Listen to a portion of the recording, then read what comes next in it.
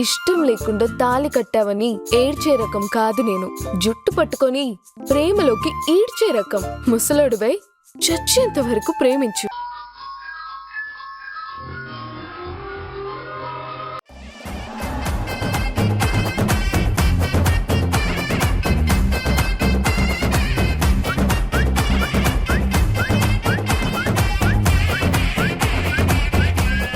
ఇదేంటి యశ్ ఇలా వింత వింతగా ప్రవర్తిస్తున్నాడు?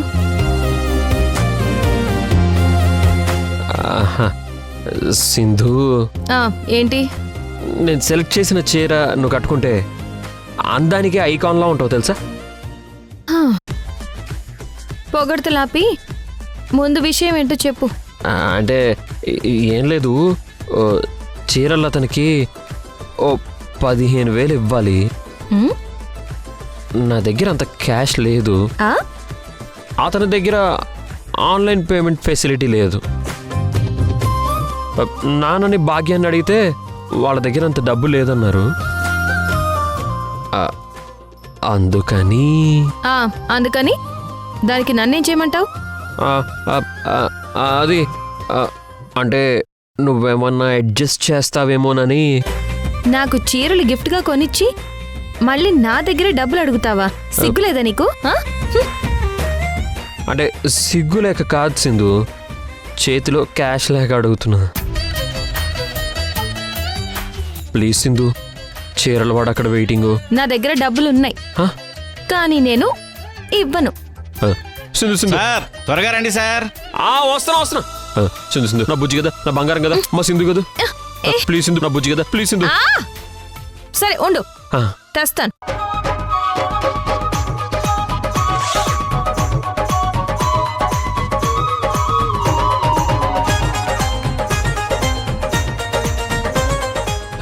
ఇదిగో తీసుకో. మంచి సింధు.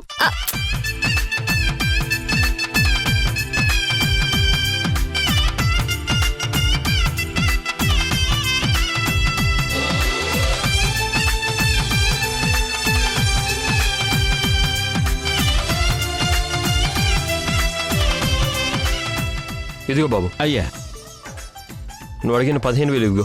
థ్యాంక్స్ బాబు. అమ్మయ్యా.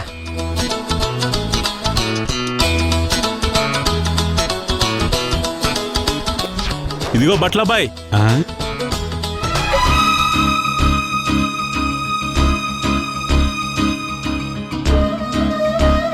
ఇదిగో, ఇందాక నేను ఒక చీర చూశాను, అది నాకు ఇవ్వవా? ఏ చీర బాబు? ఇదిగో ఇదే ఈ చీర.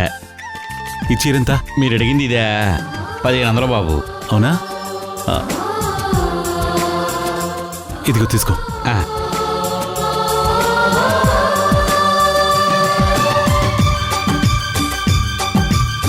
ఈ చీర దాము కట్టుకుంటే చూడముచ్చటగా ఉంటుంది. దాము, మన పెళ్లి రోజునాడు నీకు ఏ గిఫ్ట్ ఇవ్వలేకపోయాను. ఏదో ఒక రోజు మళ్ళీ మనం కలుస్తాం కదా, అప్పుడు ఈ చీర గిఫ్ట్గా ఇచ్చి నేను సర్ప్రైజ్ చేస్తాను.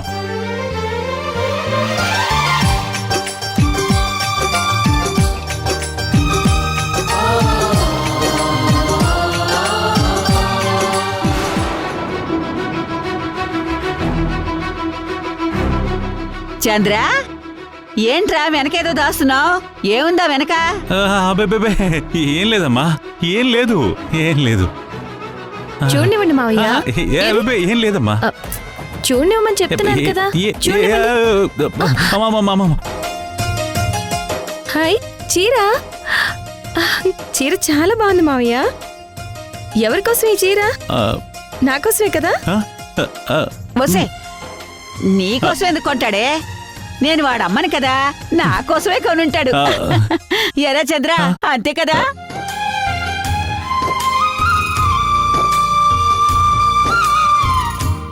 నాకు తెలుసు మావయ్య, అత్తయ్య కోసమే కదా కొన్నారు.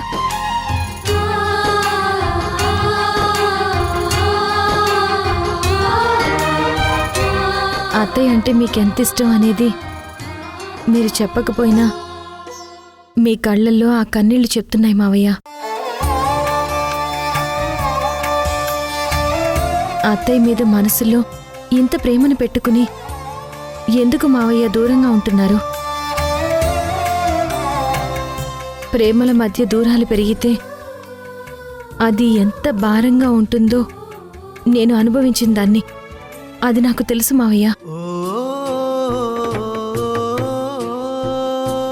ఇప్పటికీ మించిపోయిందేమీ లేదు. మీరు ఆ అత్తయ్యని కలవండి మావయ్య. ఇంతకు ముందులా మళ్ళీ ఇద్దరు కలిసి హ్యాపీగా ఉండండి. అదే మా కోరిక మావయ్య. వెళ్తానమ్మా. దాము దగ్గరికి తప్పకుండా వెళ్తాను. కాకపోతే యష్ మారాలని చూస్తున్నాను. వాడిలో మార్పు మొదలైంది.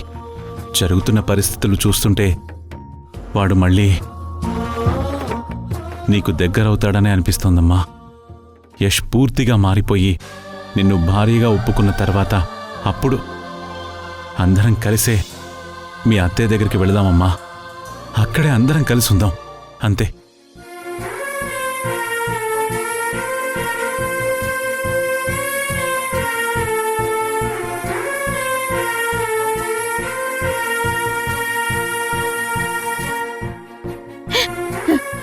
నా కొడుకు బాధ తీరే రోజు త్వరగా వస్తే బావుండు తండ్రి.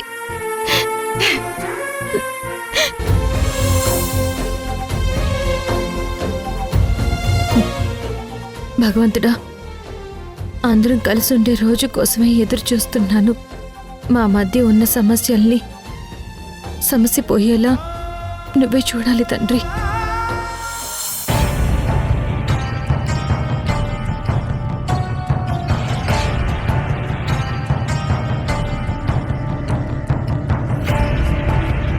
ఆ పని మనిషి భోజనం తీసుకుని ఈ పాటికే రావాలి.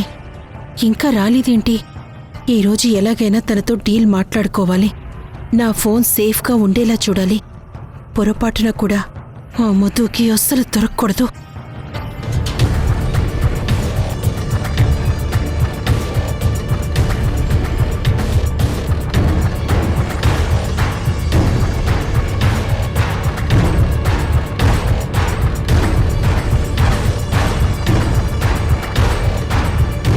ఇదేంటి ఇలా చూస్తుంది? తన ఫోన్ గురించేనా? ఆ ఫోన్ గురించి అడిగితే ఏం చెప్పాలి?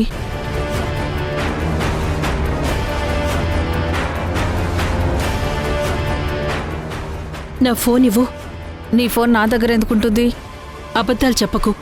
నీ దగ్గరున్న ఫోన్ నాదే అని నాకు తెలుసు. నీకేమైనా పిచ్చి పట్టిందా? అది నీ ఫోన్ అంటావేంటి? అలాంటి ఫోన్లు ఇంకెక్కడ ఉండవా? ఫోన్ ఉండొచ్చు, కానీ ఆ రింగ్ టోన్ ఉండదు కదా. నేను స్పెషల్గా పెట్టాను ఆ రింగ్ టోన్. ఇదిగో, నువ్వు ప్రతిసారి ఇలా ఫోన్ గురించి విసిగిస్తే ఈ విషయం మా సార్కి చెప్పేస్తాను. ఏమొద్దు, పొరపాటున కూడా నువ్వు ఆ పని చేయొద్దు. నీకు నేను 2 లక్షలు ఇస్తాను. 2 లక్షలా? ఆ ఫోన్ నాకు చాలా ఇంపార్టెంట్. నా ఫోన్ నీ దగ్గరే ఉంచుకో. నేను అడిగినప్పుడు ఇస్తే చాలు, ఓకేనా? 2 లక్షలా? పోలీసులకు భయపడి అనవసరంగా ఆ ఫోన్ 6,000కి ఆ డ్రైవర్ అన్నకు అమ్మేశాను. ఛా! ఏంటి ఆలోచిస్తున్నావు? నిజంగా 2 లక్షలు ఇస్తావా? అంటే ఆ ఫోన్ నాదే అన్నమాట. నీ ఫోన్ నేనేం దొంగలించలేదు, నాకు దొరికింది అంతే. సరే, ఆ ఫోన్ మాత్రం ఎవ్వరికీ ఇవ్వకు. ఆ ఫోన్ నీ దగ్గరే ఉన్నట్టు ఎవ్వరికీ చెప్పకు. నీ దగ్గర జాగ్రత్తగా ఉంచు. ఛా! అనవసరంగా అమ్మేశానే. ఇప్పుడు ఈ విషయం చెప్తే 2 లక్షలు ఇవ్వదు. నా దగ్గరే ఫోన్ ఉందని చెప్తాను. అలాగే నీ ఫోన్ నా దగ్గరే జాగ్రత్తగా ఉంచుతాను. అన్నం పెట్టి వెళ్ళకుండా దాంతో ఏంటి ముచ్చట్లో? ఈ అమ్మాయి తిననని గొడవ చేస్తుంది. తినకపోతే చస్తావని నచ్చ చెప్తున్నాను అంతే. సరే, త్వరగా పెట్టేసేళ్ళు. ఉమ్.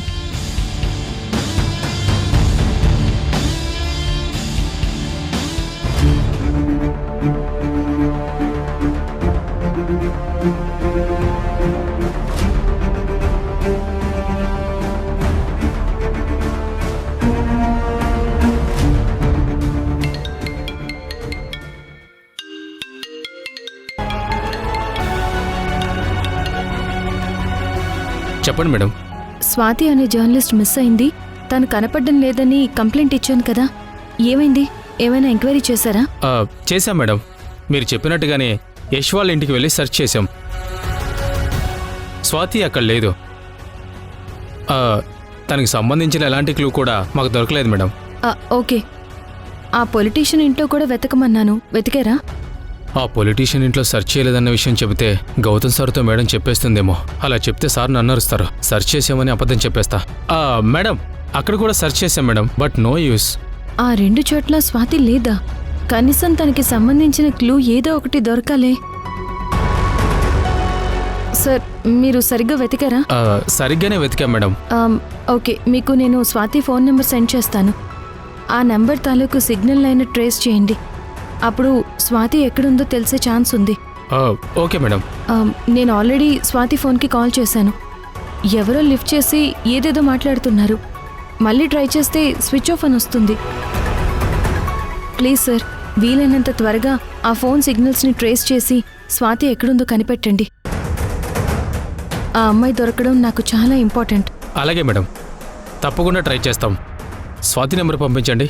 ఉంటాను.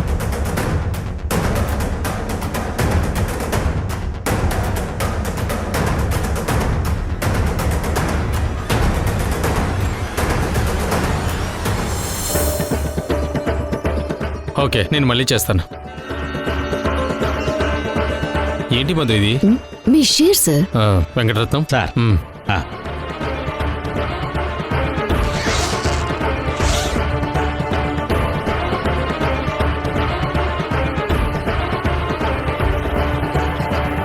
ఈ బ్యాగ్ తీసుకెళ్లి లోపల పెట్టు. అలాగే సార్.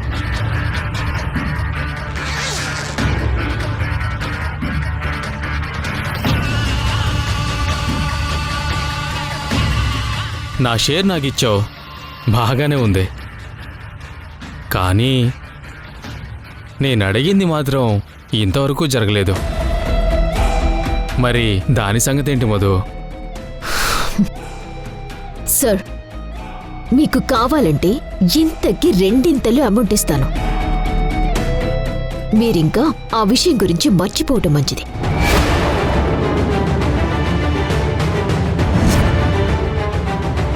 అదేంటి మధు అలా అంటావు? నేను నీపై ఎంత ఆశ పెట్టుకున్నానో తెలుసా? ప్లీజ్ మధు, నన్ను డిసప్పాయింట్ చేయకు. ప్లీజ్ మధు, కాదనుకో. వదలండి సార్.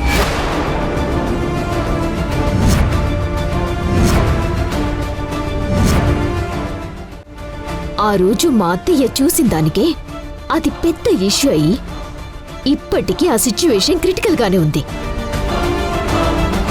ఎప్పుడు ఏం జరుగుతుందో అన్న టెన్షన్తో చస్తున్నాను.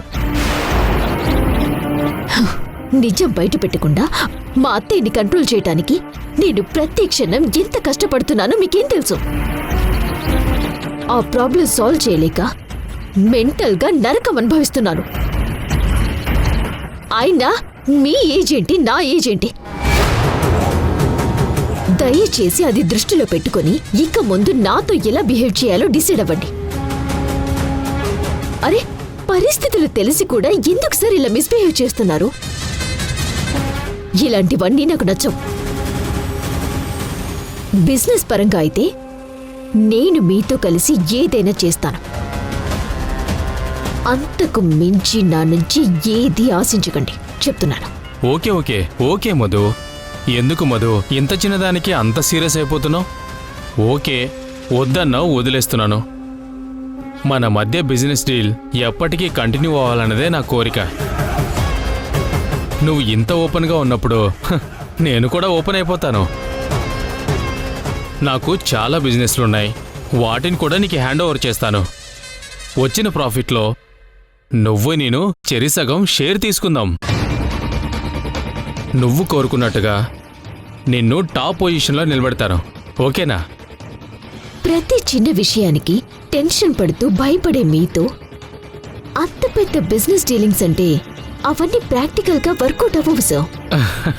రాజకీయాల్లో ఉన్నప్పుడు పవర్ని, పదవిని కాపాడుకోవడానికి కొన్నిసార్లు రాజీ పడక తప్పదు మధు.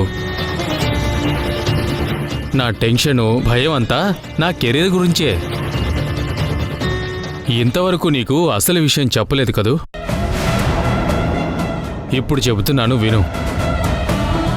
ముందుండి అన్నీ నడిపిస్తోంది నేనే అయినా నా వెనకుండి ఇవన్నీ నా చేత నడిపిస్తున్న పెద్ద తలకాయ అనుభవశాలి వేరే ఉన్నారు. ఆయన నాకు గాడ్ ఫాదర్ లాంటివారు. ఆయన అనుకుంటే జరగందంటూ ఏమీ ఉండదు.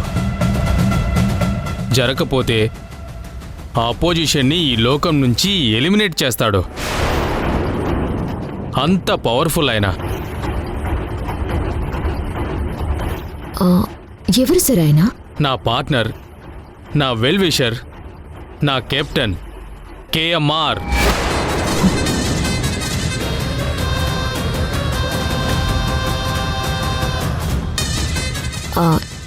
నాకు ఆయనకి ఒక మీటింగ్ అరేంజ్ చేయగలరా సార్? ఆ టైం వచ్చినప్పుడు తప్పకుండా మీటింగ్ ఏర్పాటు చేస్తాను మధు. కేఎంఆర్తో నీకు పరిచయం అయితే నీ లెవలే వేరేగా ఉంటుంది. సరే, ఇంతకీ ఫోన్ గురించి స్వాతి ఏమైనా చెప్పిందా సార్? లేదు మధు, మన వాళ్ళు ఆ నిజం రాబట్టే పనిలోనే ఉన్నారు. స్వాతి రికార్డ్ చేసిన ఆ వీడియో మనకి దొరికే వరకు మనం చాలా జాగ్రత్తగా ఉండాలి. ఓకే మధు, వస్తాను సార్.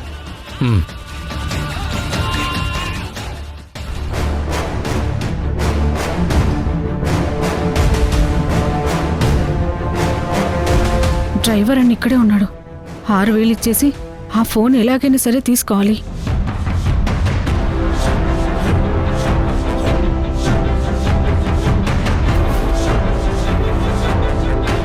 అన్నా, ఏంటి? ఇదిగో అన్నా, నువ్వు ఇచ్చిన 6,000. తీసుకున్న దానివి తిరిగి మళ్ళీ నాకెందుకు ఇస్తున్నావు? నేను నీకు ఇచ్చిన ఫోను తిరిగి నాకు ఇచ్చేయన్నా. నీ డబ్బులు నువ్వు తీసుకో. ఏంటిది? నాకేం అర్థం కావట్లేదు. నా మేనల్లుడు దుబాయ్ నుంచి వచ్చేసాడన్నా. ఆ ఫోన్ కావాలని గొడవ చేస్తున్నాడు. నీకు అమ్మాయినన్న విషయం తెలిస్తే నా ప్రాణం తీస్తాడన్నా. దయచేసి నా ఫోన్ నాకు ఇచ్చేయన్నా. ఏంటి ఆటలా? తమాషాగా ఉందా? కష్టాల్లో ఉన్నానని నాకు ఫోన్ అమ్మి నువ్వు డబ్బులు తీసుకొని ఇప్పుడు మళ్ళీ ఫోన్ ఇవ్వమంటే ఎలా ఇస్తారు? ఏదో అవసరం వచ్చి ఆ టైంలో ఏం చెయ్యాలో తెలియక తొందరపడి అమ్మేశానన్నా. నీ డబ్బులు నీకు ఇచ్చేస్తున్నాను కదా, నా ఫోన్ నాకు ఇయ్యన్నా. లేదంటే నా మేనల్లుడు నన్ను నరికి పోగులు పెడతాడన్నా. 20,000 తీసుకొని ఆ ఫోన్ మా సార్ దగ్గర తాకట్టు పెట్టానని చెప్తే ఊరుకునేలా లేదు. ఏదో ఒకటి చెప్పి మేనేజ్ చేయాలి. ఇప్పుడు ఆ ఫోన్ నా దగ్గర లేదు. నాకు అవసరం పడి వేరే వాళ్ళకి 60,000కి అమ్మేశా. ఇప్పుడు నువ్వు 6,000 ఇచ్చి ఫోన్ కావాలంటే నేను ఎక్కడి నుంచి తీసుకురాను? కష్టం. అలా అనకన్నా. ఆ ఫోన్ నా మేనల్లుడికి చాలా అవసరం అంట. ఎలాగైనా తెచ్చివ్వనా? నీ కాళ్ళు అయ్యో, పట్టుకుంటానన్నా. ఆగు ఆగు.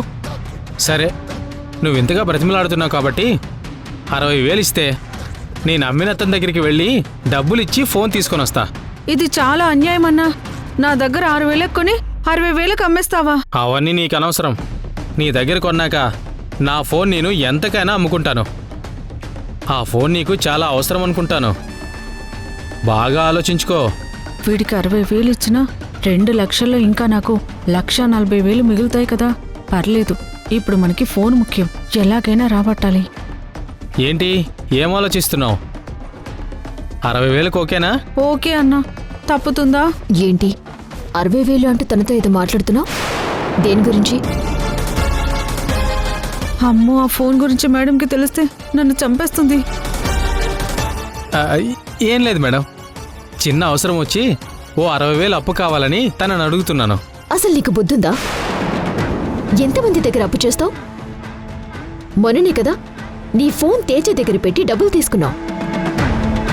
మళ్ళీ అంతలోనే ఏం అవసరం వచ్చి పడింది? పని చేసుకుని బతికే దాని దగ్గర అంత డబ్బు ఎలా ఉంటుందనుకున్నావు? ఇంకోసారి ఇలాంటి న్యూసెస్ చేసావనుకో ఊరుకోను. ఇదిగో, వీడికి డబ్బులిస్తే తిరిగి రావు. ఎవరిని పడితే వాళ్ళని నమ్మి నీ కష్టార్జితం పాడు చేసుకోకు. వెళ్ళు. నువ్వు కార్తీ. సరే మేడం. సరే అయితే నువ్వు వెళ్ళు, నేను సాయంత్రం ఫోన్ తీసుకొస్తాను. సరే.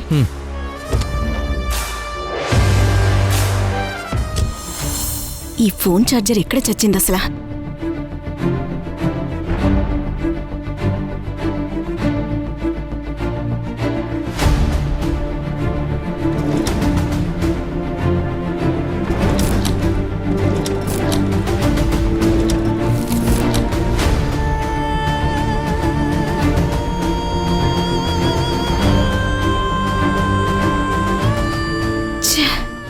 భగవంతుడా, ఏంటి నా పరిస్థితి ఇలా అయిపోయింది?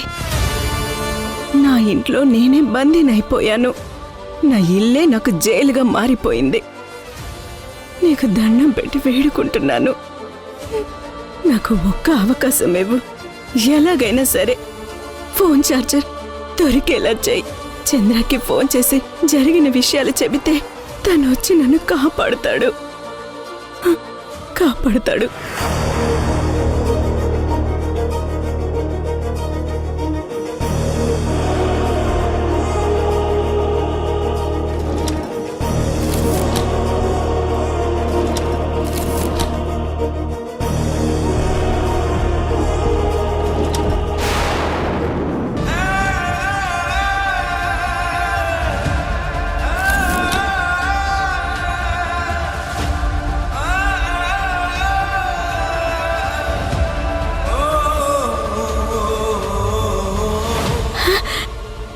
ఛార్జింగ్ అవుతుంది. భగవంతుడా, నువ్వున్నావయ్యా, నువ్వున్నావు. పాస్వర్డ్ దీని పాస్వర్డ్ ఏమై ఉంటుంది?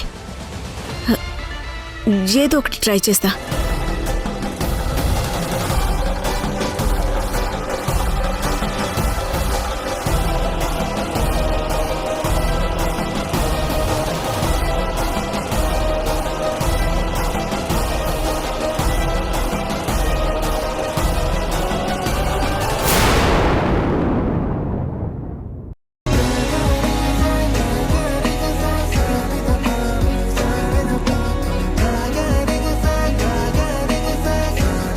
ఒకప్పుడు మనిద్దరం చాలా అంటే చాలా సంతోషంగా ఉండేవాళ్ళం. జరిగింది ఏదో జరిగిపోయింది. గతం గురించి మనం ఇంకా ఆలోచించొద్దు. అందరం కలిసిపోవాలనే కదా యష్ నేను ఇన్నాళ్లుగా ఆరాట పడుతుంది, పోరాటం చేస్తుంది.